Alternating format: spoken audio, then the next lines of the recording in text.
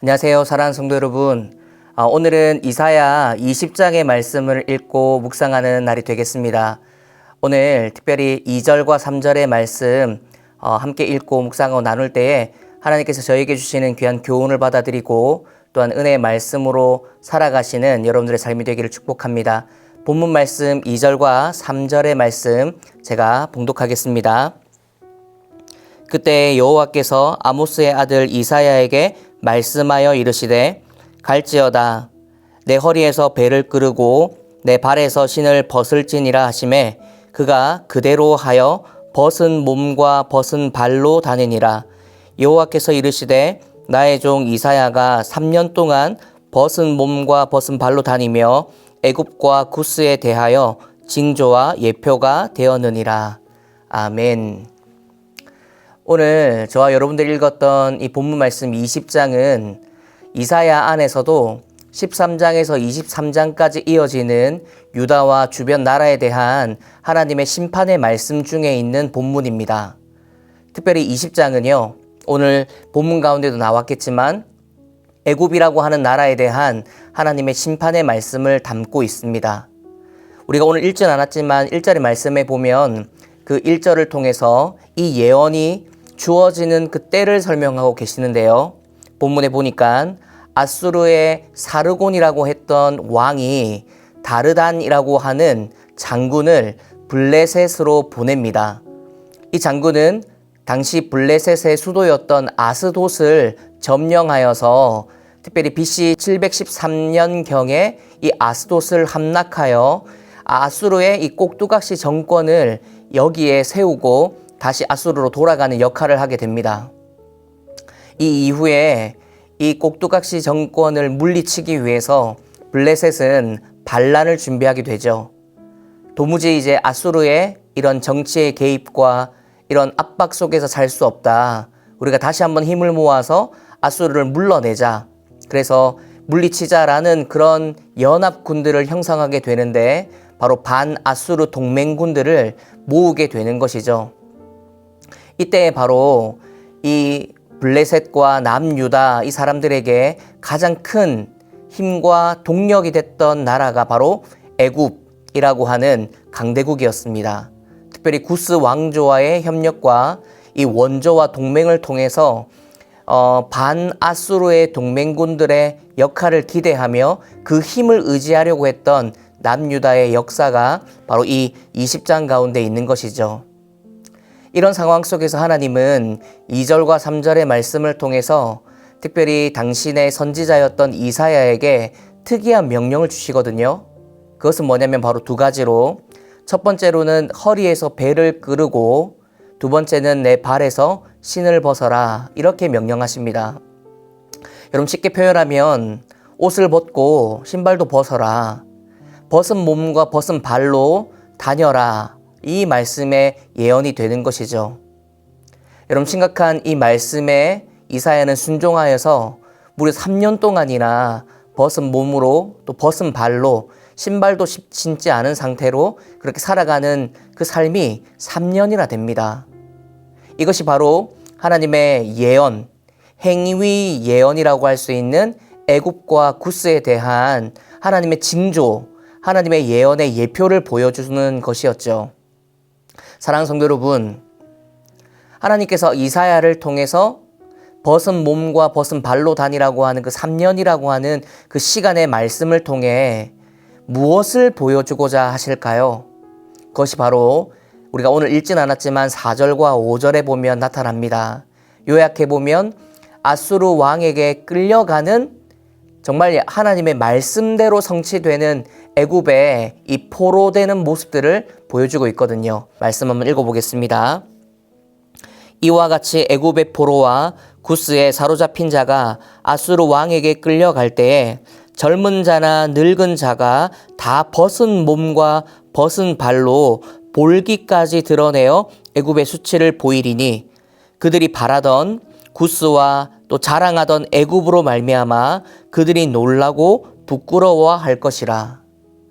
여러분, 그러니까 남유다가 또 블레셋이 주변 나라 국가들이 아수르를 대항하여서 연합군을 만들어서 이제는 우리가 아수르의 이 압박과 강압에서 벗어나자, 이렇게 그들을 의지하고 나아갔지만, 하나님의 예언은 무엇이었냐면 이사야의 벗은 몸과 벗은 발을 통해서 그것이 애굽의 너희가 믿고 따르는, 의지하고 있는 그 애굽의 미래의 모습이다, 이렇게 이사야의 이 행위 예언을 통해서 보여주는 것입니다. 실제로 4절과 5절의 말씀이 젊은 자나 늙은 자 모두가 벗은 몸과 벗은 발로 포로로 끌려가게 될 것이고, 심지어 볼기까지, 엉덩이라고 하는 이 볼기까지 드러내놓고 끌려가는 그런 수치를 당하게 될 것이다, 이렇게 말씀을 주시거든요. 사랑하는 성도 여러분, 실제로 이스라엘 역사에 보면 BC 701년경쯤에 아수르 왕 산헤립이 다시 한번 이 블레셋으로 쳐들어와서 엘테케 전투에서 승리하게 됩니다. 어느 정도 성취가 되어지죠. 그리고 약 30년이 흘렀을 때 BC 670년경에는 아수르 왕 에살핫돈이라는 장군을 통해서 이 애굽을 완전히 함락을 시키게 되는데, 이때 하나님의 이 이사야에 대한 말씀, 이 예언이 성취되게 됩니다. 사랑하는 성도 여러분, 하나님께서 이사야에게 이 특이한 명령, 너 3년 동안이나 옷을 벗고 신발을 벗고 다녀라 라고 하셨던 그 말씀, 그 예언의 말씀을 주고 있는 이유가, 그 핵심이 무엇일까요? 남유다가 또한 주변국들이 강해 보이는 이 애굽을 의지하고 이 애굽 편에 서 있으면 아수르를 물리칠 수 있을 것만 같은, 새로운 미래를 꿀 수 있을 것만 같은 생각을 가졌지만, 실제로는 이 세상 모든 역사를 주관하는 것이 강대국이 아니라 하나님이시다라는 것을 보여주는 것입니다. 그래서 결론은, 첫 번째 이 본문 말씀을 통해서 우리가 깨닫는 것은, 우리 하나님께서 이 세상 모든 역사를 주관하는 참된 신이다라는 것을 우리는 깨닫게 되는 것이죠. 주변 강대국이 역사를 주관하는 것이 아니라는 것입니다. 오히려 하나님은 그 나라들을 도구로 사용하고 계신 것이죠. 그렇다면 두 번째로 깨닫는 것이 무엇일까요? 하나님만이 이 유다 땅, 이 이스라엘 사람들에게 유일한 도움과 구원이 되시는 것이 바로 하나님뿐이다라는 것을 하나님은 말씀하고자 하시는 것입니다. 눈에 보이는, 표면적으로 강해 보이는 나라, 그런 나라와 연합해서 우리가 안전하리라 생각했던 유다의 생각이 잘못됐다라는 것, 그릇되다라는 것을 보여주고 계시는 것이죠. 그렇게 사랑하는 성도 여러분, 이 오늘 본문 말씀 가운데 있는 20장의 예언의 핵심은 하나님 대신 애굽을 의지했던, 칼과 단창을 의지했던, 그들의 힘과 막강한 권력을 더 의지했던 남유다를 향한 하나님의 교훈의 메시지입니다. 오늘 이 말씀을 가지고 우리가 어떻게 삶에 적용하며 살아갈 수 있을까요? 오늘 나는 무엇을 가장 의지하며 살아가고 있을까? 여러분 한번 생각해 보시겠습니까? 나는 오늘 내 앞에 찾아오는 여러 문제와 또 염려 앞에서 여전히 내가 가진 실력과 능력으로 해결하려고만 하진 않는지, 이 땅 가운데 역사를 주관하고 계신 우리 하나님, 그분이 나의 유일한 도움이 되시고 구원이 되시는 것을 안다고 하면서도 하나님보다는 내 실력과 내 인맥과 내 능력으로 내 삶을 계속 청지기처럼 살아가고 있는 것은 아닌지.